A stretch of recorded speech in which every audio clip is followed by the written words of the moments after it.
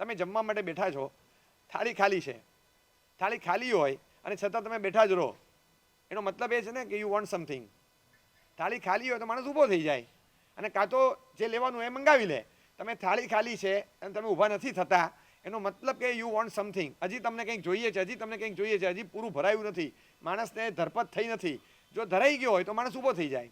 એટલે આપણા સુખ માટેના પ્રયાસો ચાલુ છે. ઇટ સેલ્ફ એક પ્રૂફ છે કે માણસ અંદરથી સુખી થયો નથી, એનું ક્રેવિંગ હજી ચાલુ છે. જેને સુખી થઈ ગયો એનું સુખ માટેનું ક્રેવિંગ ન રહે, ક્યારેય ન રહે. એટલે અલગ અલગ પેરામીટર્સ હોય છે. માણસ સુખી છે કે નહીં એ માપ લેવા માટેના અલગ અલગ પેરામીટર્સ હોય છે. પહેલાં તો છે ને એને સબ્જેક્ટ વાઇઝ એનાલિસિસ કરવું પડે કે ખરેખર સુખ શું છે. સુખની બાબતમાં બહુ મોટો યુનિવર્સલ લોચો છે, કારણ કે એકચ્યુઅલી કન્ટેન્ટ શું છે, એ શું કહેવાય, સિંગ કોને કહેવાય, ચણા કોને કહેવાય, વાલોળ કોને કહેવાય, વટાણા કોને કહેવાય, બધાને ખબર છે. તમે 4 વસ્તુ મૂકો ને તો 4 જણા એક જ વસ્તુ કહે, પણ સુખ કોને કહેવાય તેમાં 4 જણના જુદા જવાબ આવે છે.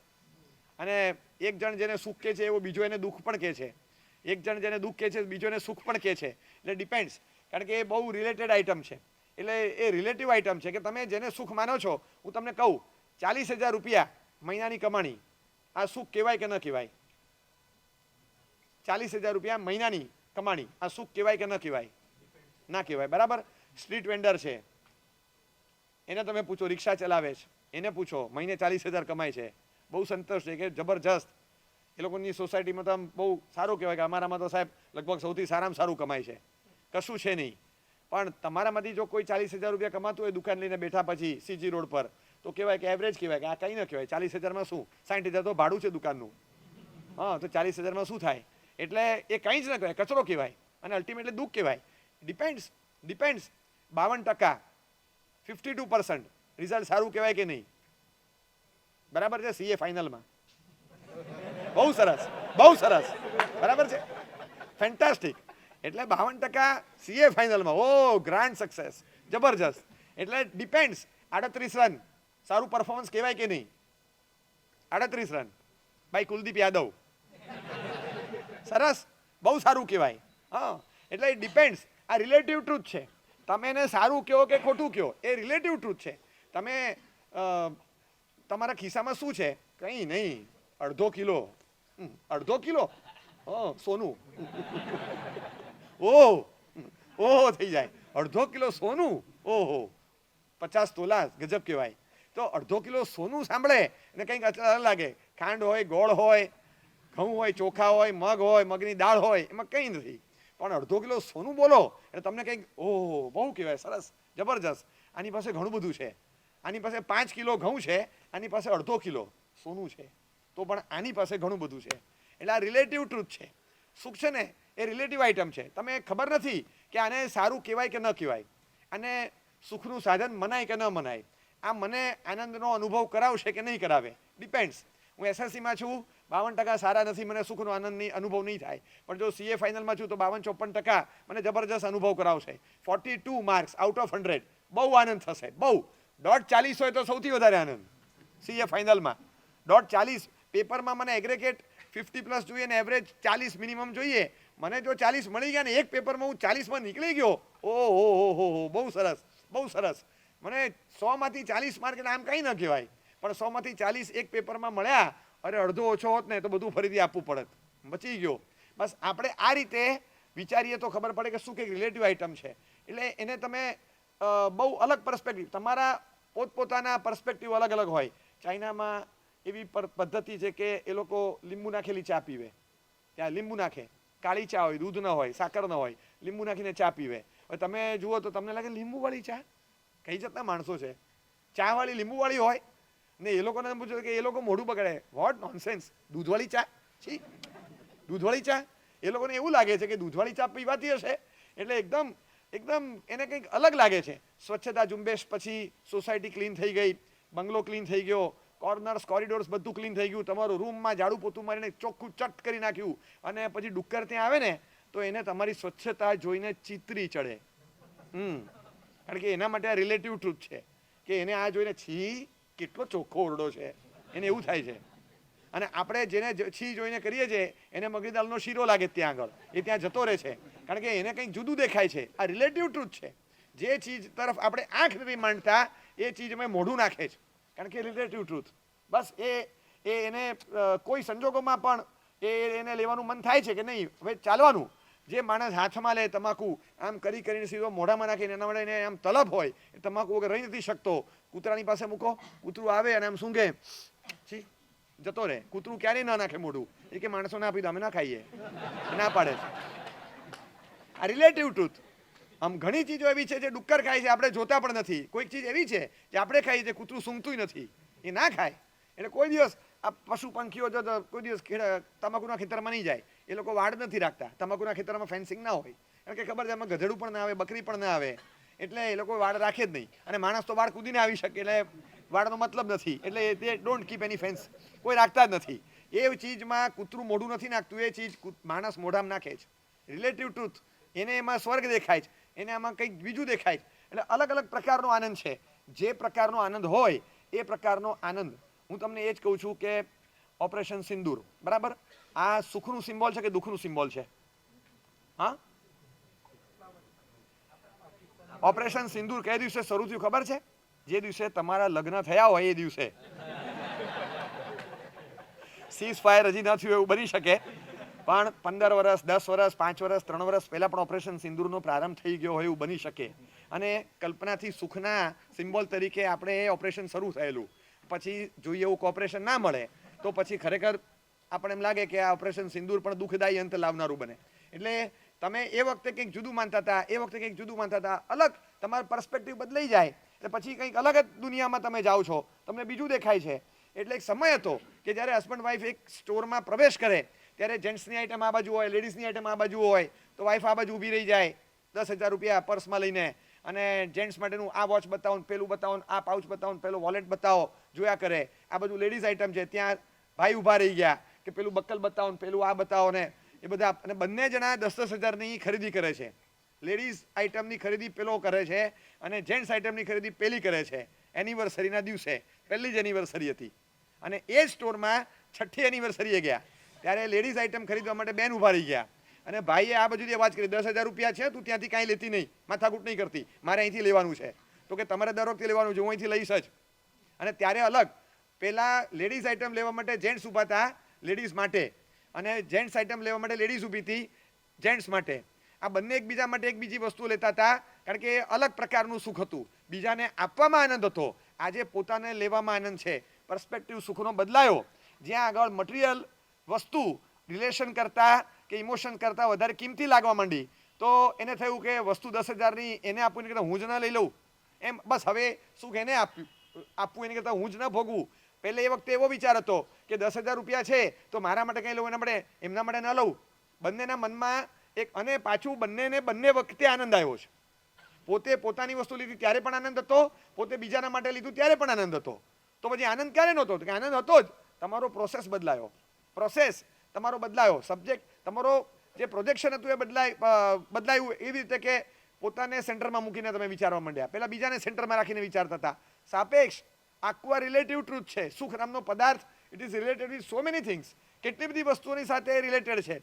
નવા જ પ્રકારની કોઈ વસ્તુ તમે લીધી હોય એ લઈને તમે બહાર નીકળો અને એવી વસ્તુ કે જે વસ્તુ બીજા કોઈની પાસે નહીં હોય એમ માન્યું, અને ત્યાં એ જ દિવસે માર્કેટમાં 5-15 જણા પાસે વસ્તુ જોઈ તો તમને એમ લાગે કે આપણે કઈ કચરો વસ્તુ લઈ આવ્યા, બધાની પાસે આ વસ્તુ છે, આપણે કેવી લઈ આવ્યા. બસ આ તમે લઈને આવ્યા તો તમે એ આનંદ નહીં આવે. એટલે એ વસ્તુ બીજાની પાસે છે, તમારી પાસે છે ને, તો એનો આનંદ કેમ ન હોય? હા, પણ કે બીજાની પાસે ન હોય અને મારી પાસે હોય તો મને આનંદ થાય. કારણ કે મારી પાસે હોવું ઇટ ઇઝ રિલેટેડ ટુ બીજાની પાસે નહીં હોવું. એ પણ મને સુખ આપવામાં સાથે સહાયક બને છે, એ પણ એક પીઠબળ છે મારું. એટલે એ જો હોય બીજાની પાસે તો આ વસ્તુ મારી પાસે હોવા છતાં મને સુખનો અનુભવ નથી થતો.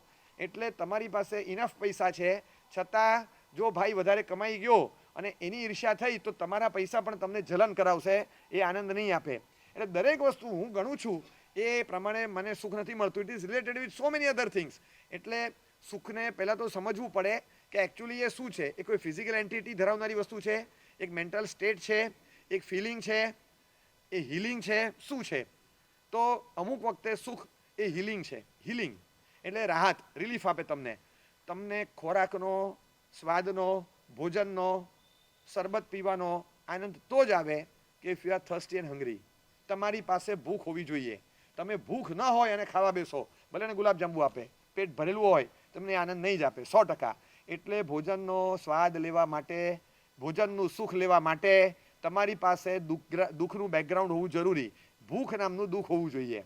તમને શરબતનો આનંદ ત્યારે આવે છે કે તરસનું બેકગ્રાઉન્ડ તમારી પાસે હોય. તમને ઊંઘનો આનંદ ત્યારે આવે છે કે જ્યારે થાકનો બેકગ્રાઉન્ડ તમારી પાસે હોય. તમને એન્જોયમેન્ટ સોશિયલ મીડિયામાં પણ ત્યારે આવે છે કે જ્યારે કંટાળો તમારી પાસે હોય. કંટાળો હોય ત્યારે એક સમય આવે છે પછી કે 4 કલાક પછી ત્યાં પણ કંટાળ્યા, ત્યારે પછી બીજું કંઈક હાથમાં લેશો. તો કંટાળો કંઈક હોય ત્યારે એન્ટરટેનમેન્ટ તમને એન્ટરટેન કરે છે. એક પછી સમય થાય છે કે જ્યારે એન્ટરટેનમેન્ટ જ તમને કંટાળો આપે છે 4 કલાક પછી, એટલે યુ વોન્ટ અ ચેન્જ.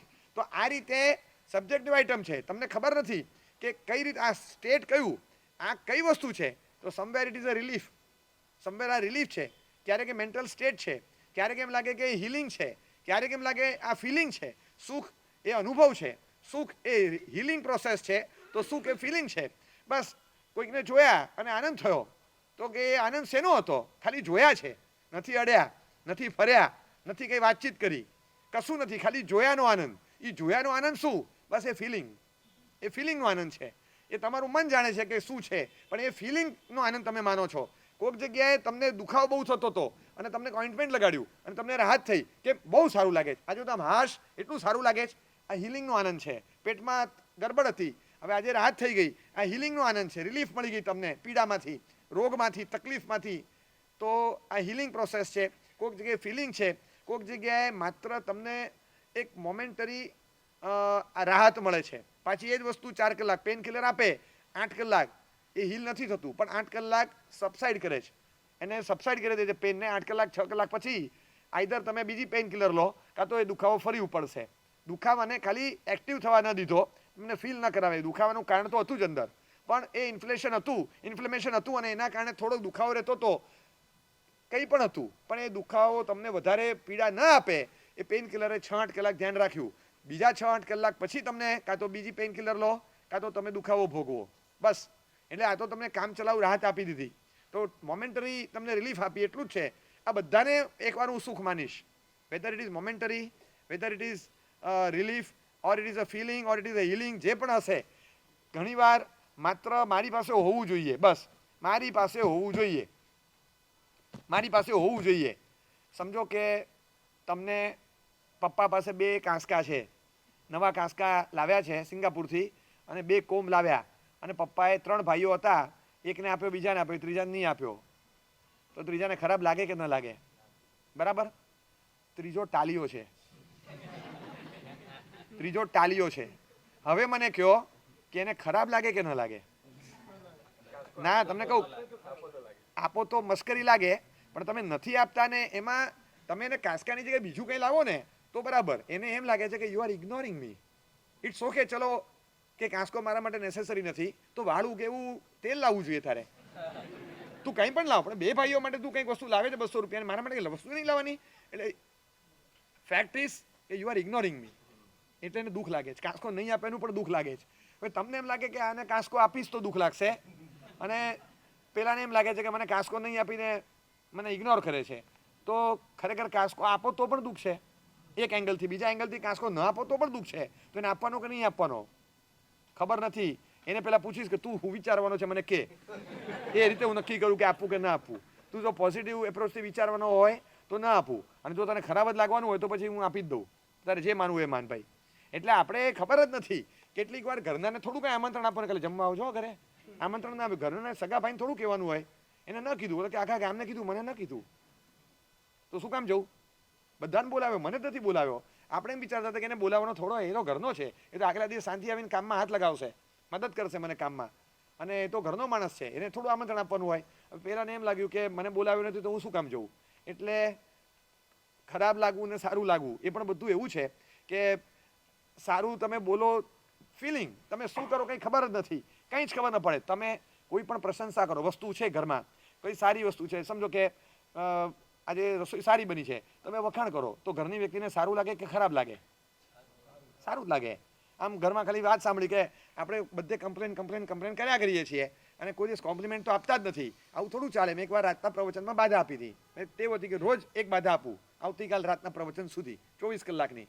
નોકરને કંઈક આપવાનું, પપ્પા મમ્મીને પગે લાગવાનું, ઘરમાં સાથે જેની સાથે રહો છો એની એકવાર કાલ રાત સુધીમાં પ્રશંસા કરવાની. આવી રીતે ઘણીવાર હું કંઈ ને કંઈ ટોપિક આપું. મેં ટોપિકમાં બાધા આપી કે ઘરની વ્યક્તિની એમની હાજરીમાં કાલ રાત પહેલાં યાદ આવે તો, ન ભૂલી ગયા તો કંઈ નહીં, કોઈ મુદ્દો લઈને આપણે પ્રશંસા કરવાની. તો બધા પોતપોતાની રીતે વ્યાખ્યાન માટે નીકળતા હતા. ત્યાં વાઈફે યાદ કરાવ્યું, અરે ભાઈ વરસાદ જેવું છે, છત્રી લઈને જાઓ, પછી આવતા પલ્લી જશો. ઓહો, કેટલું ધ્યાન રાખે તું.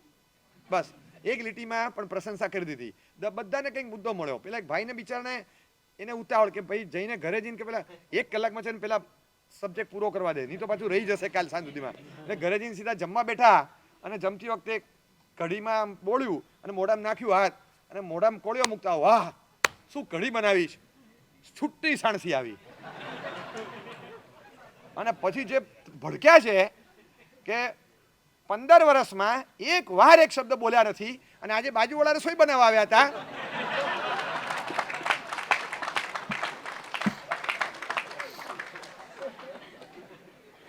હવે મને કહો કે ઘરની રસોઈ સારી હોય અને એના વખાણ કરીએ તો સારું લાગે કે ખરાબ લાગે? Once again it is subjective, બરાબર, રિલેટિવ. કે તમારે પહેલાં પૂછવાનું કે વસ્તુ કોણે બનાવી છે, કેમ ના પછી ઓપિનિયન આપવું એમ. હવે આટલા બધા સેફ ગાર્ડ સાથે થોડા જઈ શકીએ છીએ આપણે. એટલે બધી વસ્તુ સાપેક્ષ સત્ય છે. કોઈક વાર પ્રશંસા કરો એ પણ સારું લાગે, કોઈક વાર ન કરો એ પણ સારું લાગે, કોઈક વાર ચૂપચાપ ખાઈને જતા રહો એ સારું, કોઈક વાર વચ્ચે વચ્ચે વખાણ કર્યા કરો એ સારું. એટલે કંઈ પણ ખબર ના પડે. એટલે બધી વસ્તુ સારી લાગે. બકવાસ આ વટાણાનું શાક બનાવ્યું છે કાંઈ, કે એવું બકવાસ મોઢામાં જતું નથી. શાંતિ રાખો. આ વટાણાના શાકને છે ને 150 લાઈક મળી છે, સમજ્યા? મારા વટાણાના શાકને 150 લાઈક મળી છે. તો આમાં ડિજિટલ જોવાય કે ફિઝિકલ જોવાય? કઈ લેવાય ને સાચી લાઈક કઈ? હવે ઓલા 150 લાઈકને હું ધોઈ પીવાની પણ તારી જે ઘરમાં ખાય એની લાઈક મળવી જોઈએ ને. એટલે એક ડિસલાઈક આ 150 લાઈકને ટપી જાય કે નહીં? એટલે એ રિલેટિવ છે કે લાઈક ને ડિસલાઈકમાં ક્વોન્ટમ કોનું ચડે છે. Once again it is relatively.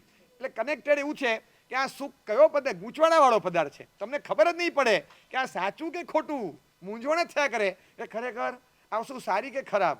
હજી સુધી ખબર જ નથી પડતી કે આ આમ કહેવાય કે ન કહેવાય, ખબર જ ન પડે. એટલે કોઈ પણ માણસને આપણે ખુશ થઈ અને લે રાખ, કેમ રાખને 100 રૂપિયાની નોટ આપી તો એને ખુશી થાય કે ન થાય? કે ભિખારીને આપી હોય તો એકદમ ખુશી થાય, ઘરના નોકરને આપી હોય તો ખુશી થાય, છોકરાને આપી હોય 100 રૂપિયા રાખો, હાલ્યો બીજા 100 તમે રાખો. 100 રૂપિયા આપ્યા, 100 રૂપિયા. પછી મમ્મી કે શું થયું? શું તારા વરે મને 100 રૂપિયા આપ્યા? મારા પપ્પાએ નહીં, તારા વરે મને 100 રૂપિયા આપ્યા. પછી શું મેં 100 મારા ઉમેરી પીકી બેંકમાંથી, મેં 200 વાપરવા આપ્યા પપ્પાને. 100 રૂપિયા, 100 રૂપિયા. ત્યાં એને કચરો લાગે છે કે પપ્પા મને, હું 2 દિવસ ટ્રીપમાં જઉં છું ગોવા, 2 દિવસ મને 100 રૂપિયા આપ્યા. આ પપ્પા જો મારા. હવે ભિખારીને આનંદ હતો, જરા આમ હાથ લાંબો કરે અને તમે 100ની નોટ આપો, ભિખારીને ખુશી થાય, છોકરાને આનંદ ન થાય. બાપુજી કે ઘરના વડીલો એ હાથ લાંબો કરે ને ત્યારે 100 નહીં 500 નહીં, ત્યારે ચાવી મૂકવાની હોય સીધી કબાટની.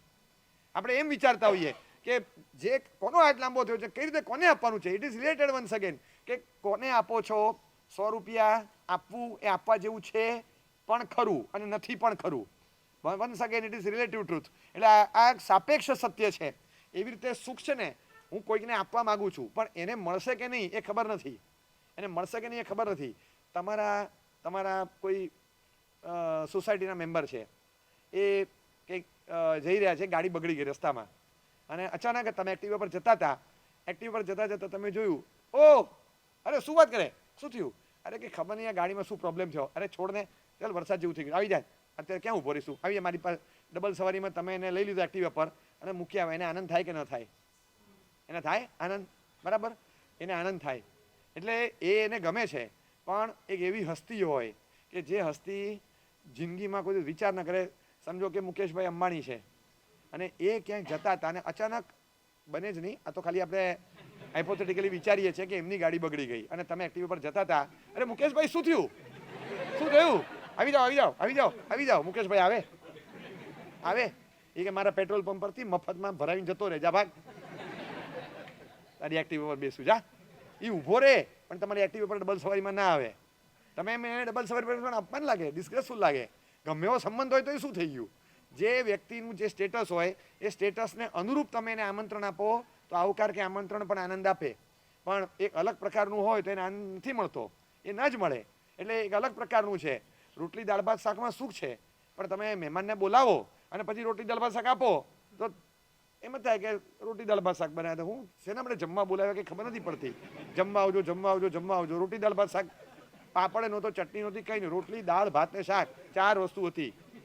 નસીબ કે આજનું જ હતું બધું, કશું હતું નહીં, કંઈ નહોતું. કંઈક પાપડ તો શેકીએ, કાંઈ તો હોય, મીઠાઈ નહીં, કશું નહીં. રોટલી દાળ ભાત શાક જમાડ્યા. તો રોટલી દાળ ભાત શાક જમાડ્યા કંઈ ખરાબ છે? એ ખરાબ છે? એટલે ઇટ ઇઝ રિલેટેડ. તમે તમારા મનમાં તમે જે ધારણા સાથે આવો છો એની કરતાં તમને જુદું મળે તો તમને આંચકો લાગશે. 1 વાગ્યા હતા બપોરના, 1 વાગે ઉપાસીમાં શાંતિથી બેઠો હોઉં, સાહેબ ગોચરી વાળો પધારો ને, અને મને આગ્રહ કર્યો, નહીં ખપ નથી, બધા વાપરવા બેસી ગયા છે, પથવા આવ્યું છે. નહીં સાહેબ, આજે તો આવવું જ પડશે, આજે તો આવવું જ પડશે. મેં કીધું ખપ જ નથી, પણ નહીં આજે આવવું જ પડશે, કોઈ પણ હિસાબે આવવું પડશે. હું જવાન નથી મારા સામે લીધા વગર, આજે તો આવવું જ પડશે. આગ્રહ એટલો બધો હતો કે ઘરે કાં તો સિઝનની પેલી કેરી આવી હોય, ઘણાને એવું હોય કે મારા સાહેબને બોલાવીને પછી શરૂ કરવું, કાં તો ઘરે કોઈ મહેમાન આવ્યો હોય, વિશેષ દ્રવ્ય બનાવ્યું હોય, એમ થાય કે આજે મહાત્મા પધારે તો બાસુંદીનો લાભ મળે, ઘરે બનાવ્યું જ છે તો. આમ કોઈ પણ કારણ હશે, કાં તો કંઈક વર્ષિતપનું બેસણું હોય, તપસ્વી હોય, કોઈ દીક્ષાર્થીના પગલાં હોય, કંઈક વિશેષ લાગે છે ઘરમાં. આજે જે રીતનો આગ્રહ છે 1 વાગ્યો, પછી છેલ્લે નહીં તમે એક છેલ્લે કોઈ એક મારા સાહેબને મોકલો ને મોકલો, બસ મોકલો ને મોકલો. પછી છેલ્લે એક મારા સાહેબને તમે જઈ આવો ને એકવાર, એમનો બહુ આગ્રહ છે આજે. એટલે પછી જતા તમે જો તમે છે ને તરફડીના અને ઉપરના રાખો, કદાચ દૂધ પાક હોય તો આમાં લેજો, મગી દાળ હોય તો છૂટી આમાં લેજો, અને ઉપર કેળાવડું મૂકી દેજો. બસ આટલું મેં બધું એને શિક્ષણ આપીને ગયા ઓરવા માટે. એ ઓરવા માટે ગયા અને પછી લઈ ગયા અને પછી 3જે માળે ચડ્યા અને 3જા માળે 303 નંબર પર તાળું હતું, ત્યાં ઊભા રહ્યા દરવાજાની સામે, ખિસ્સામાંથી ચાવી કાઢી અને એમની સામે જ ખોલ્યું. મારા સાહેબ કે હાય તાળું ખોલે છે. હવે અંદર ગયા ને પછી આમ જોયું ને એક ડબ્બો કાઢ્યો. મારા સાહેબ શક્કરપારા લઉં? 1 ને 10. મારા સાહેબ શક્કરપારા લઉં?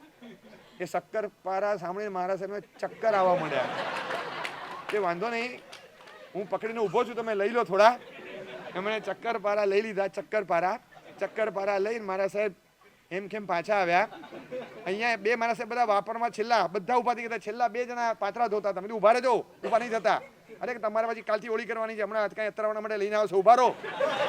મેં 2 જણે બેસાડી રાખ્યા, ઊભા રહો. કે ના હવે નથી જગ્યા. અરે બેસો, હવે તમારું જો. આ બધા ઊભા થઈ ગયા, તકદીર તમારું જ હતું. આ ભાઈ એ જ વખતે આવ્યા, હવે બેસો. 20 મિનિટ એમને ટીંગાડી રાખ્યા. એ પણ વિચારમાં પડ્યા કે ચલો કાંઈ નહીં, સાહેબ કે છે તો ઊભા રહી જઈએ અને કંઈક જે પણ સારું દ્રવ્ય આવશે અત્તરવાનું છેલ્લે નથી કરશું. ઓલા મારા સાહેબ આવ્યા ને મૂકીને જતા રહ્યા, એટલે વાપરો. પછી મારા સાહેબે પડદામાંથી બૂમ પાડી, જ્યારે 1 મિનિટ આવજો ને અહીંયા, કે હું નથી આવવાનો, જે હોય પતાવો.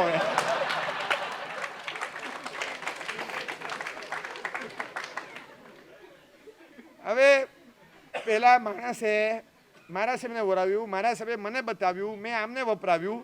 આમાં આનંદ કોઈને થયો છે? હા, તો મને એ કહો કે આમાં ખોટી વસ્તુ કોઈ અપાઈ છે?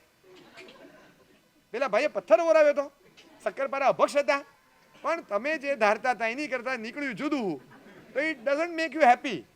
તમને આનંદનો અનુભવ નથી કરાવતું, કારણ કે તમારું એક્સપેક્ટેશન હતું કંઈક. બસ simple. Because happiness was related with something else. તમે કંઈક તમારો દૂધપાક વિચાર્યો તો ઉકાળો ના આવ્યો હારો, તો કંઈક કહ્યું ક્યાં બધું? તમે વિચારીને બેઠા હતા બીજું જ કંઈક નીકળ્યું. બસ તો ઇટ ઇઝ રિલેટેડ. તમે મૂવી જોઈને આવ્યા અને મૂવી કેવું? બોરિંગ. આ તમારું ઇન્ડિવિજ્યુઅલ સ્ટેટમેન્ટ છે. હા, એવું કંઈ કાયદો છે કે બધાને માટે બોરિંગ હોય? કોઈના માટે મોસ્ટ ઇન્ટરેસ્ટિંગ હોઈ શકે છે, હોય એને એ જ વસ્તુ ઇન્ટરેસ્ટિંગ લાગી હોય. હા, જે ઓબ્જેક્ટિવ એલિમેન્ટ હોય ને એમાં કંઈ જ નહીં. સ્કાય ઇઝ બ્લુ, એમાં તમારે વેરિફિકેશન કરો, કોઈને પણ પૂછો, સ્ટેટમેન્ટ આ જ આવશે. પણ મૂવી ઇઝ બોરિંગ, તમે પૂછો 25 જણને, ઇટ મે ડિફર. એક સબ્જેક્ટિવ ટ્રુથ છે, એક ઓબ્જેક્ટિવ ટ્રુથ છે, બેમાં ડિફરન્સ છે. એવી રીતે આ સુખ છે ને સાપેક્ષ પદાર્થ છે. It may differ person to person, situation to situation, destination to destination. ગરમ કપડાં પહેરવા બહુ સારા લાગે, પણ ડિસેમ્બર મહિનામાં. અત્યારે તમને મફલર ને કાનટોપી આપે કે મે મહિનામાં પહેરીને ફરો, કેમ? તો ત્યારે તો બહુ ઝઘડતા હતા. હું હવે આ મે મહિનામાં કંઈ મફલર ને કાનટોપી હોય? કેવી વાત કરે છે? તો ત્યારે ન સારું લાગે. એટલે દરેક વસ્તુ, દરેક ચીજને આપણે એ રીતે, તમે કયા કન્ડિશનથી કરો છો. કોઈકને તમે આગ્રહ કરીને, તમને કોઈક આગ્રહ કરીને આમ એકવાર જમવા બેઠા, કે નાસ્તો કરવા ગયા કે કંઈ પણ, અરે તમને કહું છું એક ગ્લાસ દૂધ આપ્યું, ખાલી એકદમ કેસર બદામનું દૂધ આપ્યું, લો હજી ગ્લાસ ખાલી કરીને મૂક્યો ને પાછો, અરે નહીં નહીં નહીં, અરે લ્યો ને યાર, બીજી વાર આગ્રહ કર્યો, બીજી વાર, તો તમને આનંદ થાય કે ન થાય? કેસર બદામનું દૂધ બપોરે 3 વાગે 4 વાગે, એકદમ આમ ઇલાયચી નાખેલું, કેસર બદામ નાખેલું, સરસ મજાનું દૂધ છે, એકદમ આમ કઢાયું દૂધ હોય. ગ્લાસ પતી ગયા પછી બીજી વાર આગ્રહ કર્યો, તમે ના પાડતા રહ્યા અને ફરીથી આગ્રહ કરીને અડધો ગ્લાસ ભરી દીધો, તમને આનંદ થાય કે ન થાય? થાય. પણ જસ્ટ એ આગ્રહ કરતા કરતા બીજી વાર આપતા આપતા, નહીં નહીં નહીં નહીં, અરે લ્યો ને યાર, હવે એમ માનીશ કે કૂતરું પી ગયું તું, પીવો ને યાર. એક આવું જો બોલી ગયો ને, હવે મોઢે ન જાય અંદર, કૂતરું પી ગયું એમ માનીશ, એટલે એ મને સમજે શું? એ મને સમજે શું? તમને કોઈ એમ કે ને એ બોલવાનું બંધ કર, બોલવાનું બંધ કર, તો તમે ચૂપ થઈ જાઓ. એ ભસવાનું બંધ કર, શું ક્યાંનો ભસ્યા કરે છે? એટલે હવે તમે કંઈક જુદી રીતે વિચારો છો. સ્ટેટમેન્ટ તમને ટ્રિગર કરે છે, એટલે બોલવાનું કહેવાનું એ જે હોય તે, પણ તમને આગ્રહ કરે દૂધનો તો પણ તમને નથી ગમતું, કારણ કે પાછળ એક વાક્ય એવું આવ્યું કે એ વાક્ય છે ને કે આગળના વાક્યોને મર્મ તોડી નાખે છે. એટલે વન્સ અગેન એ જે આગ્રહ કરે, સારામાં સારી ચીજ પીરસે, છતાં પણ તમને દુઃખ લાગે છે. હવે જિંદગીમાં આને ત્યાં બીજી વાર જવું નહીં, કૂતરા સમજીને જમાડે છે આપણને. આપણે કૂતરા સમજે છે, કૂતરા સમજીને દૂધ પીવડાવે છે, આવી રીતે બોલે છે, એટલે અક્કલ નથી. કોઈ પણ દિવસ તમે કન્સોલ કરો, કોઈ દિવસ અરે ભાઈને ત્યાં કોઈ ગુજરી ગયું છે ને પછી ભાઈને એના ખાસ મિત્ર અને એમનો એકનો એક છોકરો કોરોનામાં એક્સપાયર થઈ ગયો, 36 વર્ષનો, ભાઈ 65 વર્ષના, અને અહીંયા એમના મિત્ર હતા, એ પણ બેડ રિડન હતા, એમને વાગ્યું હતું કંઈક, તો એમણે એના દીકરાને કીધું કે કામ કર, આપણા આ બાજુની સોસાયટીમાં છે ને એનો મોટો દીકરો ગુજરી ગયો, આજે એમનું બેસણું છે, જઈ આવ. પપ્પા આ બધો વ્યવહાર મને ન ફાવે. અરે ન ફાવે નહીં, સાંભળ, જઈ આવ તું ત્યાં, જઈ આવ. અરે કે ન સાંભળ, મારા જીગરી દોસ્ત છે યાર, જવું પડે, આ તો મને ફ્રેક્ચર થયું, તું જઈ આવ ને ભાઈ, થોડી વાર બેસી આવવાનું, 1-2 શબ્દ બોલવાના બસ, એટલે બીજું કંઈ ન હોય આમાં. કે શું મને ખબર ન હોય કે ત્યાં જઈને શું, અરે કે આજુબાજુવાળા બોલતા ને તું છોડ ને હવે માથા ગુડ બધું, ત્યાં જઈશ બધું આવડશે, એ તો જાય એટલે શીખે, જા તું ઓલાને મોકલો ત્યાં. એટલે બાજુમાં તો અંદર ખબર નહીં 4 જણા અંદર આમ જો આમ ગુજરી ગયો ને, આમ ગણો ને તો સાચે ગામ આખાનું કરી નાખ્યું હતું. આમ સાચું કહું ને તો આપણે બોલાય નહીં, પણ એના બાપાની જાન છૂટી, એના બાપાને જાન છૂટી. સાથે આ છોકરો ગયો ને, હવે એના બાપા સુખેથી રહેશે, એટલો ટેન્શન આપતો હતો બાપાને. 3 વાર એના પૈસા બધા બાપાએ ભર્યા છે, હેરાન કરતો હતો, એટલું દેવું કરતો હતો, એટલો સટ્ટો રમતો હતો. એટલે આમ ગણો તો એના બાપાની જાન છૂટી કહેવાય. એટલે કોક આમ બોલે, અંદર ગોસિપિંગ ચાલતું હતું. પેલા ભાઈએ બધું સાંભળ્યું, પછી ગયા અંદર, શાંતિ કાકા જરાય ચિંતા ના કરો, જો આમ સાચું કહું ને તો તમારી જાન છૂટી. હવે આ તો એક થપ્પડ પડી. બેવકૂફ, કઈ ખબર પડે તને? ઓલા આવ્યો, પપ્પા મેં તમને કીધું તું ને, મેં કીધું તું તમને કે મને નથી મોકલવાનો. કે શું થયું? શું થયું? તમે મને થપ્પડ ખવડાવી. તમે તને કીધું તું કે ચૂપચાપ નહીં આવવાનું, ખાલી 2 શબ્દ. હા તો એ 2 શબ્દ બોલ્યા એમ જ મર્યા. પણ કે આપણે ગમે તે નહીં બોલવાના છે બધા. હા પણ તમારું માનીને આ બધા બોલતા હતા ને, એ બોલ્યા એમ જ મર્યો. પછી કે શું થયું? કે બધા આવું બોલતા હતા. અરે મારા તું તો પણ હવે નાના બોલે તું આવને ભાઈ, અહીંયા કે ખરાબ થઈ ગયું બધું ઊંધું, તું જાને જરા ખરખરો કરી આવ, શાંતિ કાકાને ખરાબ લાગશે, જાન જરા જા, તું જરા જઈને વાળી આવ જા. અને પછી નાના છોકરાનો એકદમ સ્માર્ટ, એ ઓર સ્માર્ટ હતો, એ કે પપ્પા ટેન્શન ના લો, હું બધું સરખું કરી આવું છું. આ ભાઈને કંઈ ખબર જ નથી પડતી મોટકાને, એ ખાલી નામનો મોટો છે, હું જઈ આવું બધું સરખું કરી આવું. એટલે ભાઈ ગયા ત્યાં આગળ, અને ત્યાં જઈને હવે કન્સોલેશન આપવાનું છે કે ભાઈ મારા ભાઈથી ભૂલ થઈ હતી, I am very very sorry on behalf of him. આવી રીતે ત્યાં માફી માગવા જાય તો કાકાને આનંદ થાય કે ન થાય? ન થાય. ત્યારે આ જે બોલું એનાથી આનંદ ન થાય, પણ જે પાછળ આવી અને પહેલાંની ભૂલ વતી માફી માગી જાય એમાં આનંદ ન થાય. એ પહેલાં એ સ્ટેટમેન્ટ આપ્યું કે કાકા ચિંતા ના કરતા, મારા મોટા ભાઈ જરાક આમ પણ છે ને 1.5 છે, જરાક એને ખ્યાલ નથી રહેતો, અને સોરી 1.5 ની 0.5 છે. 1.5 તો શું છે કે અડધું તો ન જ બોલે, આ જરા વધારે પડતું કરી ગયા, ખબર નહીં પડી કે ક્યાં શું બોલાય, ક્યાં શું સમજાય, જરા ખ્યાલ વાર ગયું કે તમે જરા ચિંતા ના કરતા, કે મેં મારા પપ્પાને કહી દીધું છે કે તમારો બીજો દીકરો ગુજરે ને ત્યારે હું જ આવીશ. એની પ્રાર્થનામાં આને મોકલીશ જ નહીં, પહેલેથી હું જ આવીશ. હવે આ 2 થપ્પડ ખાઈને આવે એવું બોલવાનું કોને કીધું તું? હવે આ કન્સોલેશન કાકાને એક્સેપ્ટેબલ બને? એટલે કે એક તો મને અહીંયા દર્દ છે અને એમાં તું પાછો વઘાર કરે છે, ખબર નથી પડતી. એટલે તમારા કન્સોલેશનના સ્ટેટમેન્ટ પણ સુખનો અનુભવ કરાવે એવું જરૂરી નથી. હા, એટલે એ તો કેવું કરાવશે વાંધો નથી, એ કંઈ તમને ખબર નથી કે કોઈને પણ કહે ને વાહ વાહ કેવું પડે જબરજસ્ત, આગમભાઈ મને કહે સાહેબ આજે હું બોલ્યો આમ બરાબર હતું ને, સરસ, આમ કવિતા બને કેવી લાગી? કેવું પડે સાહેબ. કોઈ પણ માણસ આપણે ખાલી એટલું કહીએ વાહ કેવું પડે તો ઇટ ક્રિએટ્સ એક જોય ફિલિંગ અંદર ક્રિએટ કરે. પણ તમે છે ને એક સ્ટેટમેન્ટ આપજો ઘરે જઈને, કોઈને પણ ખાલી કેવું હોય તો કહી જોજો વાહ વાહ કેવું પડે, દરેક વાતમાં 3 વાર કેવું પડે. પછી જુઓ મોઢું કેવું થાય. કેવું પડે, બાકી કેવું પડે દરેક વાતમાં 3-4 વાર કેવું પડે. પછી જો મોઢું કે લે પેલા બ્રોડ થશે પછી ત્રિકોણ થશે. કેમ આવું બોલ્યા કે હું સારું, આ સારું કહેવાય. એટલે તમે કોઈ પણ સ્ટેટમેન્ટને સેજ એક્સટેન્શન આપો ને એમાં આખું ખરાબ થઈ જાય. થોડુંક માપમાં બોલો તો સારું થઈ જાય. દરેક ચીજ it is once again related. You cannot make it કે આ સારું છે આ ખરાબ છે, કંઈ જ ખબર નથી. એટલે પહેલાં તો સબ્જેક્ટ વાઇઝ ક્લેરિટી, એક ઓબ્જેક્ટ વાઇઝ ક્લેરિટી અને એક પ્રોજેક્ટ વાઇઝ ક્લેરિટી, 3 જોઈએ સુખમાં. પછી છે ને આ સ્ટાન્ડર્ડ નક્કી થાય. પહેલાં સબ્જેક્ટ વાઇઝ ક્લેરિટી જોઈએ કે આ સુખ એ શું છે. તો it is related to so many things. તમારી ઇન્ડિવિજ્યુઅલ માન્યતા, તમારી સમજણ, તમારું સ્ટેટસ, તમારું સ્તર, તમારા બિલીફ, તમારું સરાઉન્ડિંગ, તમારા ફેમિલી, જે કેટલી બધી સિસ્ટમની સાથે સંકળાયેલું છે. એટલે એની સાથે તમારી રુચિ અરુચિ, તમને ચા કેવી ભાવે, બીજાને ચા કેવી ભાવે, કોકને કઢી ખાટી ભાવે, કોકને કઢી મીઠી ભાવે. બની શકે કે કોઈને તીખું શાક જોઈએ, કોઈને રસાવાળું શાક જોઈએ, કોઈને કોરું શાક જોઈએ, કોઈને સંભારવાળું જોઈએ, કોઈને એકદમ ઓછા વઘારવાળું જોઈએ. ડિપેન્ડ્સ. એક શાક પણ અલગ અલગ પ્રકારના જોઈતા હોય. દરેકને ભાવવા નહીં ભાવવાની રુચિઓ અલગ અલગ હોય. લાઇક્સ ને ડિસલાઇક્સના બટન એક સરખા હોય પણ દબાવનારા બધા જુદા જુદા પર્સનાલિટીઝ હોય છે. એ કોઈક દબાવે તો કોઈક ડિસલાઇકનું દબાવશે, કારણ કે એને ખબર છે કે આ વસ્તુ જરાય મને ચાલે એમ નથી. એ જ વસ્તુ બીજો ડબલ ઉપાડે એમ છે. એટલે ખબર જ છે એ ઘણીવાર સડેલો બાજરો પેલો આખો બધો ઉપાડી જાય. અડધો કિલો કોઈ લે નહીં, ઓલો 40 કિલો લઈ ગયો, કારણ કે એને એવા કોઈ જગ્યાએ નાખવાનો હતો કે જેમાં પશુઓને કે પંખીઓને ચણ નાખવાનું હતું. એમાં આ બહુ મેટર નહોતી કરવાની. લઈ ગયો. હવે તમને રૂમ હોરિબલ. આ જોતો ખરા આ શું છે, બધે એકલા છાપા ઢગલા, આ જોતો ખરા. પણ જો તમારો પસ્તીનો ધંધો હોય ને તો તને બહુ મજા આવે કે આ તો તમને ઇન્કમ દેખાય એમાં. હા, એટલે ભંગાર હોય ભંગાર, પણ તમે જો ભંગારવાળા હો તો તમને એ ભંગાર પણ બહુ સારો લાગે. એટલે તમને ખબર છે કે કઈ વસ્તુમાંથી શું ઊભું થાય. તો વન્સ અગેન એ વસ્તુ સારી છે. એટલે રિલેટિવ પદાર્થ છે. જે વસ્તુ એકને સુખ આપે બીજાને ના આપે. એક જ વ્યક્તિને એક સમયે સુખ આપે બીજા સમય ના આપે. એક જ વ્યક્તિને એક સંયોગમાં સુખ આપે કે એક ક્ષેત્રમાં સુખ આપે, અલગ સંયોગ કે અલગ ક્ષેત્રમાં એને સુખ ના આપે. એક જ વ્યક્તિ અમુક વખતે સુખ આપે છે, અમુક વખતે સુખ નથી આપતી. બાજુવાળો મારવા આવે અને ત્યારે પપ્પા હાજર હોય તો સારો આનંદ થાય છે. અને દોસ્તારની સાથે કંઈક સિગરેટ પીવા ગયા ત્યાં પપ્પા અચાનક હાજર થઈ ગયા તો ત્યાં નથી ગમતું. અરે પપ્પા અહીંયા ક્યાં ટપક્યા એમ થાય. અને પછી બાજુવાળો 2-4 મારી આવે અને પછી પપ્પા આવે, પપ્પા મેં તમને 4 વાર બૂમ પાડી, 2 મિનિટ મોડા આવ્યા તમે, તરત ન અવાય.